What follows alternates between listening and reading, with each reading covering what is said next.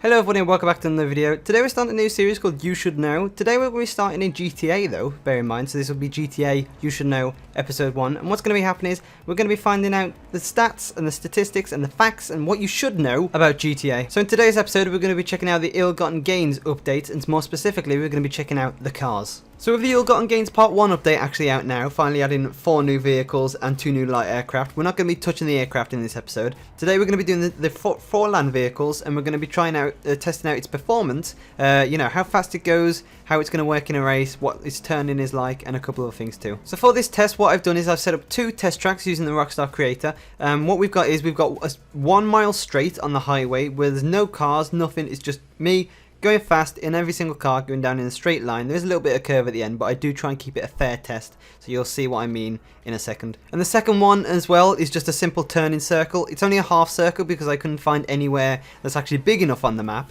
that actually will, you know, let you do a big full circle at about half speed to see how good the actual turn circle is. So like I say, I'm trying to keep it a fair test, meaning what that is I'm going to be using the same test track, obviously. We're not going to be using the boost that you get at the head of a start, you know, at the start of the race. So if you press forwards on go, you'll get that speed boost. We're not going to be using that for this test. As well, we're going to be using the stock version of these cars, which means it's going to have no upgrades on, no turbo, no engine upgrades, none of that stuff. We're just using stock. Also as well, because again, I couldn't find a big enough area for this, for a 1 mile straight. there is a little bit of curve on the race, you'll see soon, and I've tried to keep it as fair enough as possible by using as little turns as possible.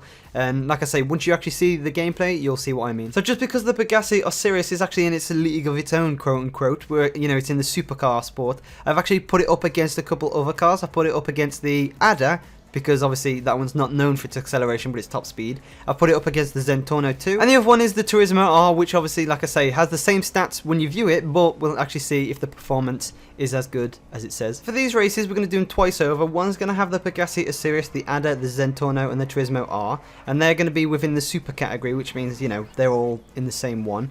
And then second, we're going to have the Enus Windsor, the Albany Virgo, the Benefactor Stirling GT, going against the Kuruma, and not because the Kuruma's amazingly better than it, and you know, it's going to be unfair test. I'm just putting the Kuruma there as a control. So anyway, let's go to the first one, which is the Pegassi Osiris, the Adder, the Zentorno, and the Turismo R. Okay, so as you can see, we've got the Turismo R up the top left, we've got the Zentorno up the top right, Osiris at the bottom left, and the Adder at the bottom right. Now, like I said, to keep this a fair test, I didn't use the start, you know, boost, so I press and held RT or W, I was using a controller, on as soon as it went to 2, so there was a little bit of an engine rev, so keep that in mind. And all I just did was, like I say, just held forwards for the whole of this track, and obviously it did slightly glide towards the left, so I did need to adjust it, hence why I was using the controller, just for those subtle adjustments, just so, because all these little things, you know, make it together, make it all into a fair test. So you see, we're still going down, try and keep it in the left lane, till we get to the corner, up ahead, you'll see what I mean. I then glide it into the middle lane of the freeway, and then we cross the line at the end. So all those things put together are very important, you've got to keep in mind, you want to keep it as fair and even as possible, obviously, to make it a fair test. And as you can see, from the result times at the end, our Osiris actually comes first at 36.687, and then it's the Zentorno, only ever so slightly afterward, with 36.868. Then the Adder, 0.01 second behind at 36.901, and then finally the Turismo R up top left, as you can see, with 37.265. So there you go, there's the results in your face. I'll replay the results right now again, just to make sure, you know, you see it again and whatever. And I did want to say as well, just to analyse them a bit, the Adder did slowly start to catch up, because obviously, you know, it's got a faster top speed, and you know, it was only a mile, and if it was a shorter distance one, for maybe, you know, 0.67 of a mile, so that's only a kilometre, then possibly maybe, you know, the Adder would be maybe slightly far behind than the Turismo R. But like I say, just because it was 1 mile, obviously, you know, the Adder did slowly start to catch up at the end and come third. I might retry and make a fair test on a shorter circuit, maybe, obviously, like I say, of a kilometre one, which obviously might make a difference, the Adder becoming 4th and not 3rd.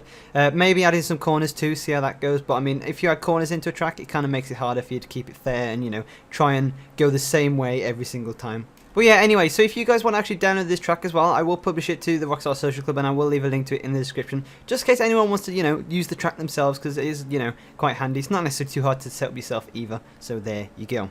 But anyway, that's the Osiris out of the way for the Ill-Gotten Gains update. What about the other 3 cars? Alright, so moving on now to the Kuruma, the Stirling GT, the Windsor and the Virgo. As you can see, Kuruma is up the top left, Stirling is at the top right, Windsor in the bottom left, and Virgo in the bottom right. Now again, same rules apply because it's a fair test, same route, same, race. Started holding forwards, drive, accelerate, whatever you want to call it, on 2 seconds because, need to keep it fair as always.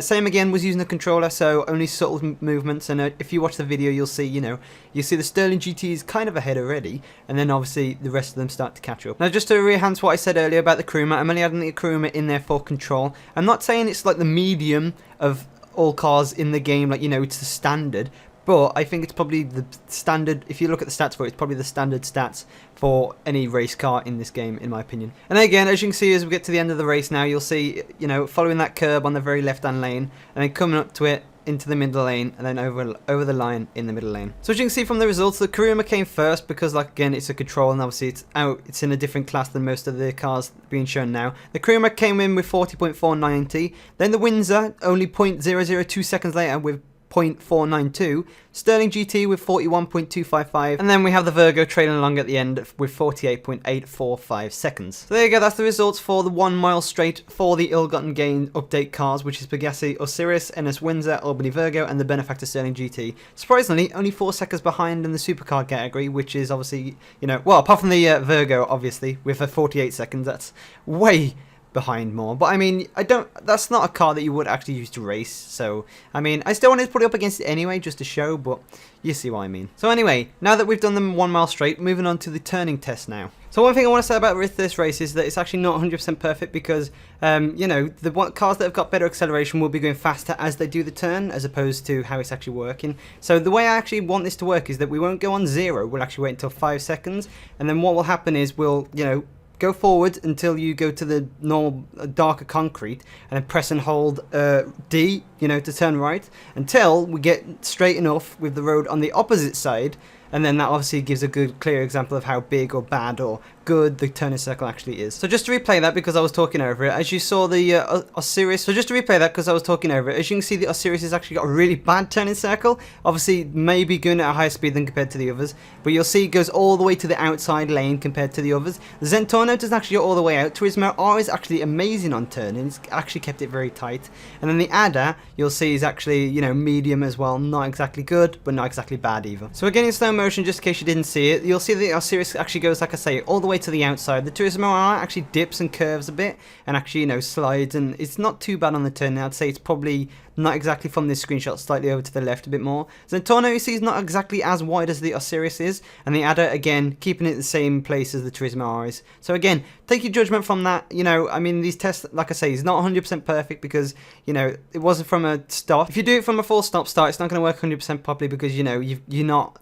That's not what happens in races when you try and turn a corner. You're not at a full stop and then you turn. So again, I did try and factor in the account that, you've got to be moving a bit, hence why I started at 5 and then obviously went as soon as I went forward a bit and then started turning. So anyway, as you can see the results on screen now, just to make your own judgment on what's best. Like I say, I probably, if you factor in the speed and then the turning rate, obviously the Zentorno is still, and this is stock cars too without any upgrades, the Zentorno is obviously looking the best at the moment. So now moving on to the final race, which is obviously with the Kuruma, the Stirling GT, the Windsor and the Virgo. Now these ones are pretty interesting. Again, I'll show them in slow motion and then I'll show them with a still image at the end. But they all seem pretty tight to the corner, the new ones. The Kuruma, again, goes wide, but that's mainly because of the acceleration. But the Virgo, actually, I needed to slightly turn out at the end of the Virgo's turn, if you see it properly.